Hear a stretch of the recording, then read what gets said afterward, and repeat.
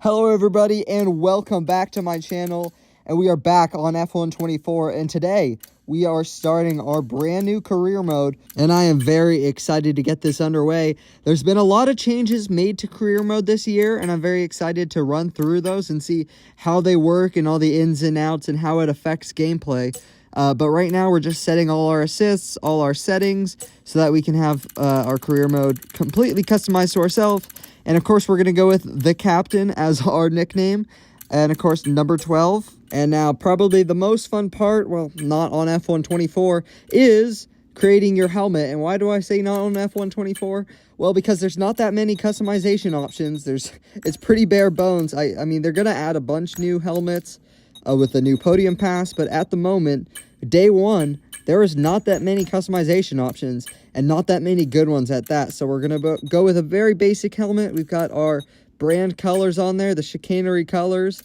And now we can get into picking our team. And if you watched my last career mode video, you know that we chose the Red Bull driver program. So that means that we will be starting at Visa CashApp RB. And our teammate, well, if you watched the last video, you know it's going to be, drumroll please, Yuki Tsunoda. Tsunoda's been super fast in 2024 and has honestly had the measure of Danny, so let's see how we stack up against him.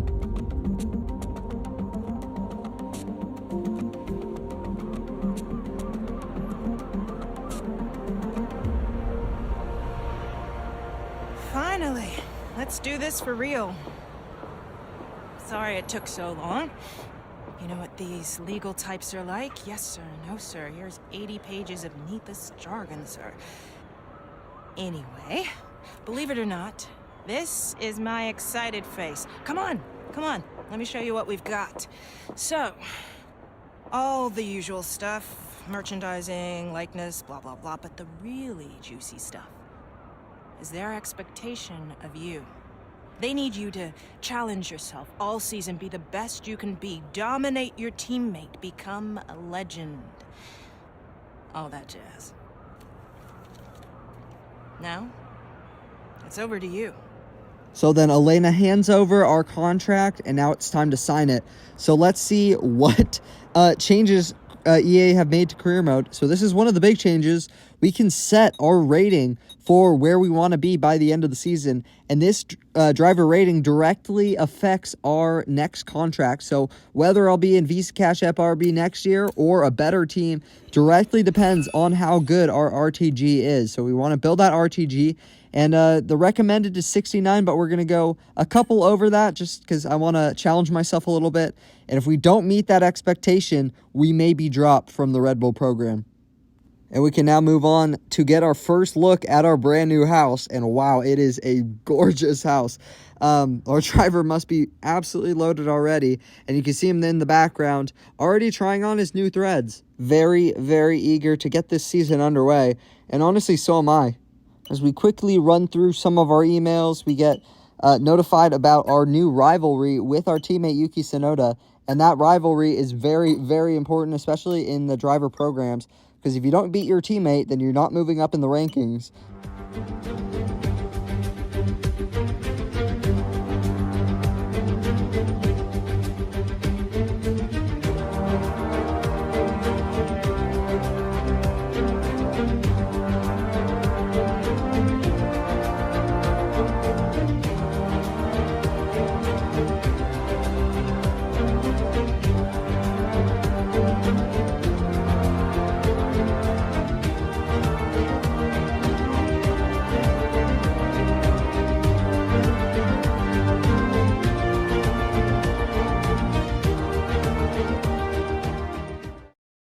As we can now look to upgrades, and first upgrade we're going to go for is a rear wing upgrade. So we're going to try to balance out that sharp front end of the F124 handling model with a rear wing upgrade. And we can see Yuki Tsunoda is going for a cockpit weight reduction upgrade. So he's going in a completely different direction as we are already. And we can already see we have a failure on the development line, and it's Yuki Tsunoda's upgrade that has failed. and we won't get that upgrade before the next weekend unless we re-spend more resource points to get that upgrade. And I hope this is not a bad omen for our next upgrades, but it is. We have another failure on the development line, and this time it is our upgrade. It is the rear wing upgrade that has failed, and this time we don't have enough resource points, and that is a big upgrade loss for us.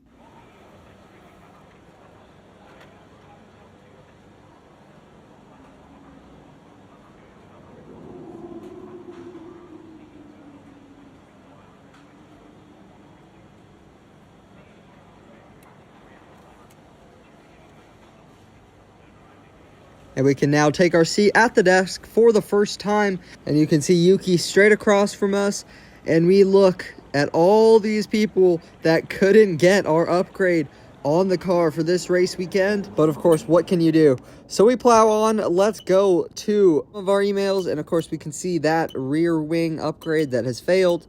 But we do get that weight reduction upgrade for this race weekend that Yuki Tsunoda had ordered. So much unknown before we get underway. So what will be going through the drivers' minds as they get ready for the new season? The faster you can work around the circuit conditions and get the car tailored to your liking, the better. And then you can just focus on the job in hand in terms of lap times. But first of all, you've got to get the car feeling right. And that is absolute truth from Anthony Davidson there. We do want to get this setup absolutely dialed to our liking before qualifying. Okay, mate, this is the first running of the real car. Now, I know it's a big ask, but let's get some useful data and get you used to how the practice sessions work. Let's start the season as we mean to go on, eh? I know we can have a great year, so let's go. And hopefully we can get into qualifying 2 and hopefully sneak into Q3.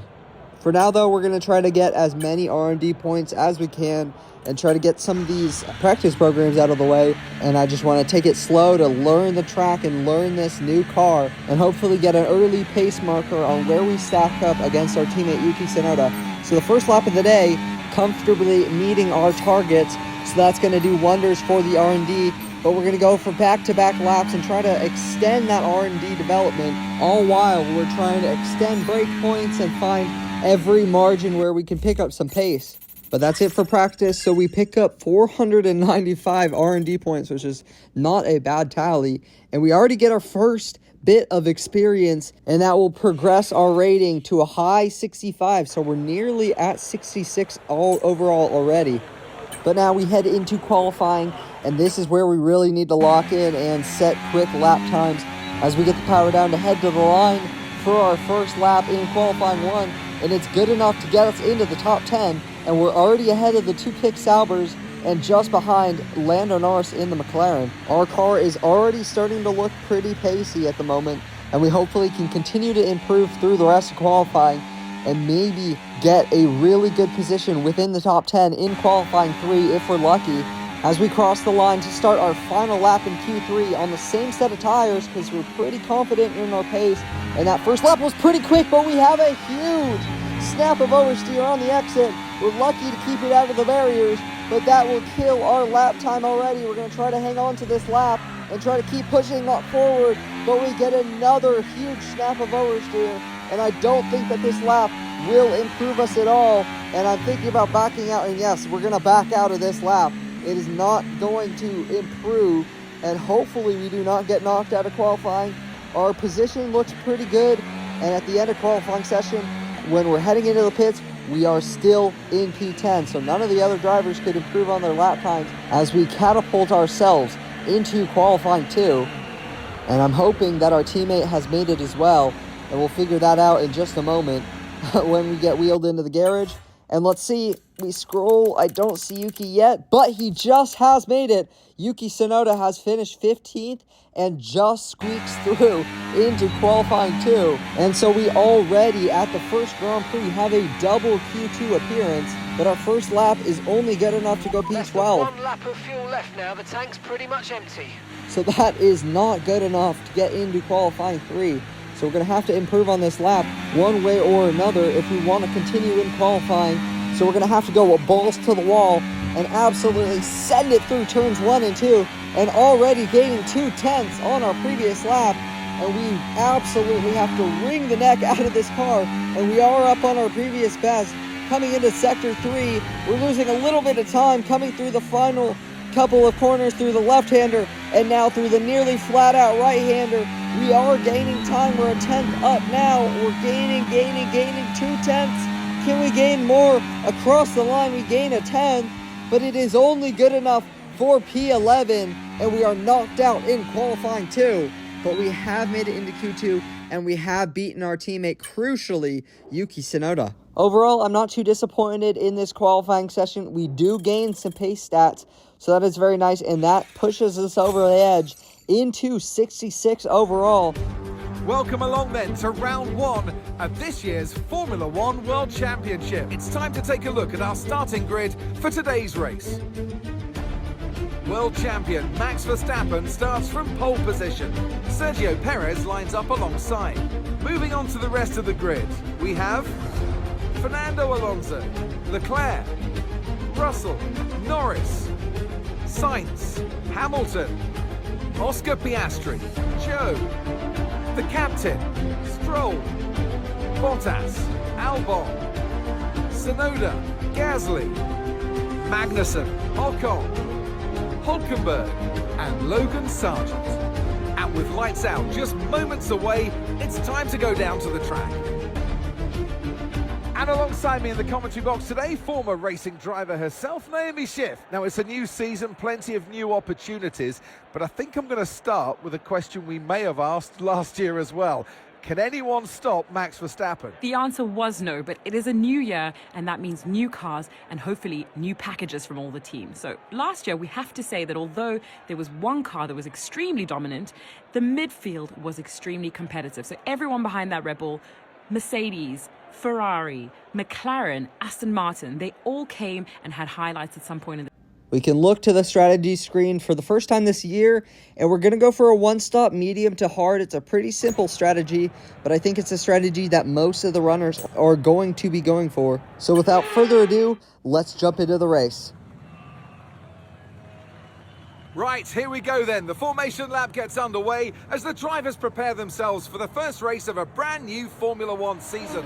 Each driver will be hoping to start this season on a high note. And as you see there, every single runner in the field is starting on the medium tire, and it's looking like they're all going to be doing a one-stop race. So yes, we have chosen the correct strategy. 5 red lights on for the first race in Australia. 5 red lights are out, and we are underway, and we have gotten a horrible start. Lance Stroll is already ahead of us. The kick Sauber, Valtteri Bottas already trying to steam around the outside, but we are having none of it. We try to take the inside, but yes, Bottas as well gets through on us, and we have dropped 2 places already. We are tumbling down the field, and we try to look to the inside of Bottas. We nearly make contact. That's a very opportunistic dive. It was a half send on Bottas to see if we can make anything stick, but we couldn't quite. But now as we head through turns 11 and 12, we get a great run as we take the inside line on Bottas. He is going to try to hang it around the outside. We do make a bit of contact at the apex, but we move back up into 12th position, and we are nearly back up into the position that we started. But now as we head on to lap 2, Bottas is right up our rear once again. His DRS is now enabled after lap 1, and he goes around the outside, but we do manage to hold it around the outside. We're still wheel to wheel. Who's going to get the DRS? Bottas does, because it's a double DRS, so no matter who's in front at the apex, we try to hang it around the outside. We might need to be patient, but we're not patient. We want this move now, and we do move past Bottas, but the problem is he will have DRS down the straight, but we make a huge error, but we do manage to save it. But this is the problem with being in front. Bottas has DRS, he's got slipstream, and he easily moves past before the apex of turn 1, and there is absolutely nothing that we can do about that. We have to keep close and bide our time. It's going to be a cat and mouse game all the way to the finish, I feel, but we have to be patient, we have to stay measured, and most importantly, we have to make sure the DRS is working in our favor, and it most certainly is on this occasion. We're going to go wheel to wheel with Bottas, and we make in front before turn 11 as we head into the braking zone, and we fling it through turn 12 on the limit, and we are ahead of Bottas.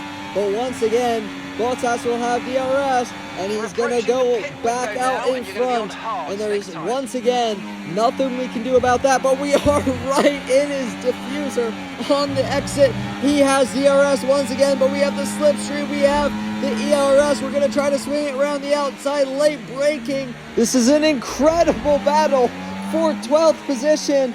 Incredible. And we're back out in front. But once again, the story repeats itself.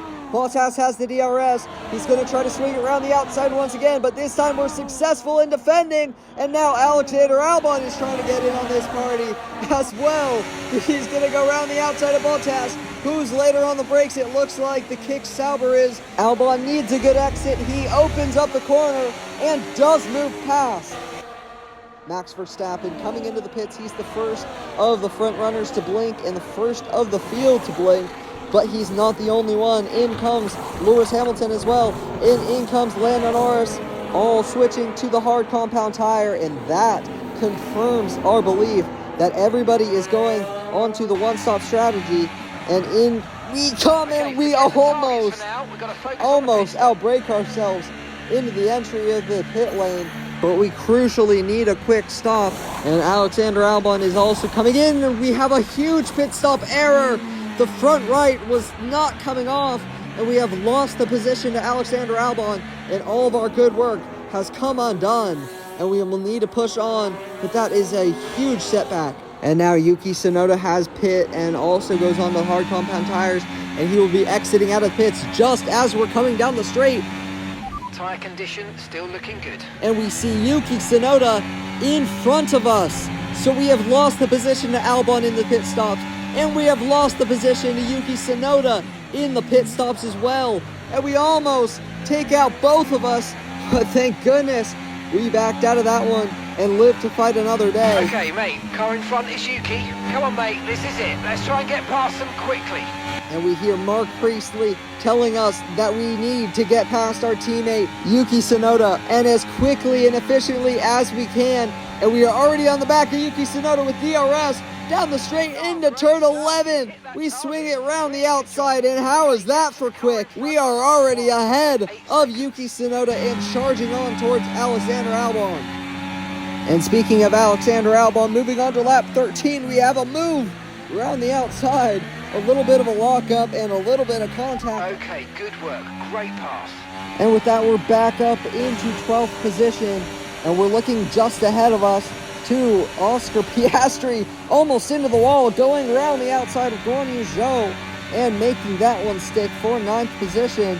And there goes Alexander Albon past us, and he's fighting this one back, and we do make contact with the rear of Albon. We're practically pushing him through turn 12 into turn 13. Can we have a lunge? No. We're just a little bit too far back, but we have to bide our time as Albon has re-overtaken us. And we are really close now as we head through the DRS detection zone. We go for a move, and we almost make contact. We do have to settle behind Albon, but now we do have the DRS. We're going to be in the slipstream. We move to the right-hand side. Albon shifts over to try to block us off, but is powerless to defend. As we have the inside line, we push him out, and we do manage to move back up into 12th position. That has, though, left us very vulnerable down the long straight. Alexander Albon glides past us, and so does the Haas of Kevin Magnussen. He sees his opportunity, and he takes it, but we're way quicker on the exit. We have a great run on the Haas driver to try to fight this one back. We can't fight Albon at this moment. We're fighting the Haas to the inside on the apex. We squeeze him out, and we retake 13th position, but we are now behind Alexander Albon, and can we now fight back?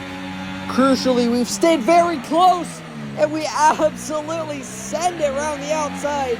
Very, very late braking, and managed to make it work, and back up into 12th position. But of course, we're going to be vulnerable down every single straight, and now around the outside goes Albon, and he tries to retake 12th position, and we do let him take that position, because it's better to be behind at this section of the track as we almost are into the barriers. These tires are absolutely screaming. They're going off.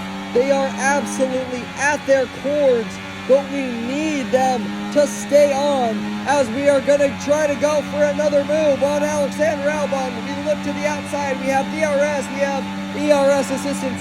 And this cat and mouse game for 12th position will continue on to lap 18. Looks so easy.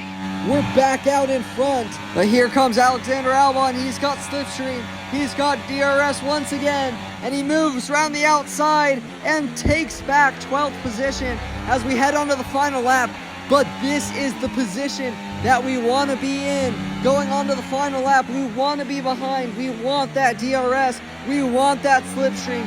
We know how powerful it is. And most importantly, we need to stay close to Alexander Albon. We can't lose touch with him. Mate, final lap. Keep your concentration and let's bring it home. Because if we fall out of the DRS zone, that is it. We do not have any more laps to play with.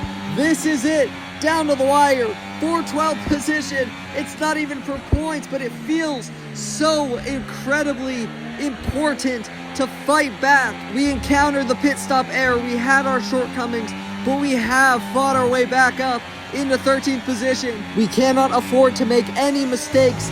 Any tense loss is a lost position. And there is Hamilton almost going for a move on Charles Leclerc. And now around the outside goes Carlos Sainz, trying to take the podium position off Charles Leclerc, and does so on the final lap. Max Verstappen wins the Australian Grand Prix from Sergio Perez.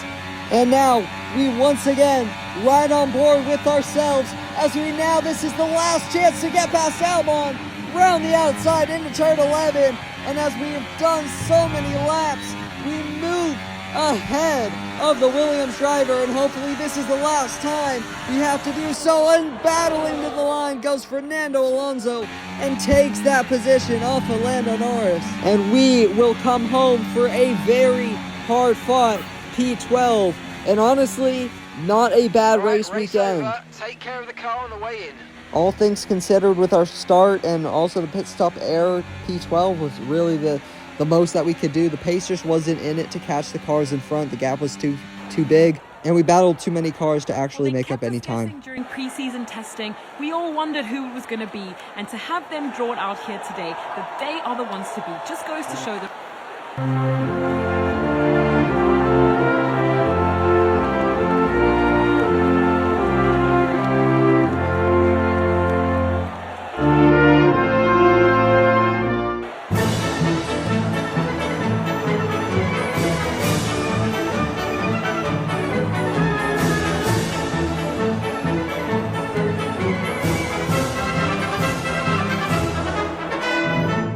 So then Max Verstappen wins his first race of the season, and it's a Red Bull 1-2 from Carlos Sainz, who made a last lap double overtake on Charles Leclerc, his own teammate, to take that final podium position.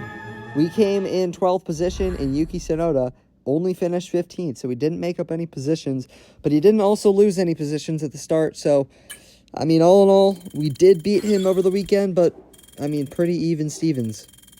And now we can look at our driver rating, and a lot of improvements here to pace, focus, experience, and racecraft, and especially awareness there. And our rating is already almost up to a 67 overall, so we're absolutely grinding through this ratings. And we can see our recognition already rising among RB, and hopefully the senior Red Bull team is taking a look at us as well. But unfortunately for us, the second Red Bull driver, Sergio Perez, did come second place, so not too shabby for him either. Anyway, guys, that's going to do it for me. I've been Chicanery. If you've enjoyed this content, make sure to like and subscribe. It really boosts the algorithm. And make sure to turn on your post notifications to not miss the next episode. Goodbye.